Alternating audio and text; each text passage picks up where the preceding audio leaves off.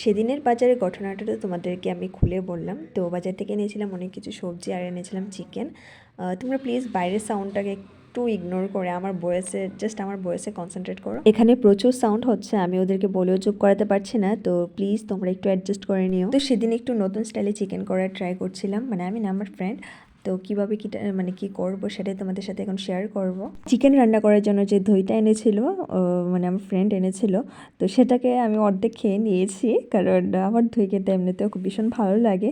তো অল্প একটু দই ছিল, তো সেটা দিয়ে আমরা অ্যাডজাস্ট করে নিয়েছি। তোমরা কারা কারা আমার মতো করো, মানে যেটা রান্না করার জিনিস কিন্তু খাওয়ার হলে খেয়ে নাও, প্লিজ একটু কমেন্ট করে জানিও। আমি তো এরকমই করি। তো এদিকে কিন্তু আমরা যা যা করা দরকার সব কিছুই করে নিয়েছিলাম, আর এখানে জাস্ট একটু ঢাকা দিয়ে দিয়ে জানি তোমরা সবাই সব পারো, তারপরে একটু বলছিলাম আর যারা পারো না, নতুন নতুন বা রেন্টে থাকা স্টার্ট করেছো, তাদের জন্য শুধু এই রান্নাগুলো, আর কারোর জন্য না। তারপর ঢেকে ঢেকে এরকমভাবে নামিয়ে নেবে, আর তারপর গরম ভাতের সাথে খেয়ে নেবে, বাস হয়ে গেল। তো দেখা হচ্ছে নেক্সট ভিডিওতে। তো আমার ভিডিও কেমন লাগে কমেন্ট করে জানিও। টাটা।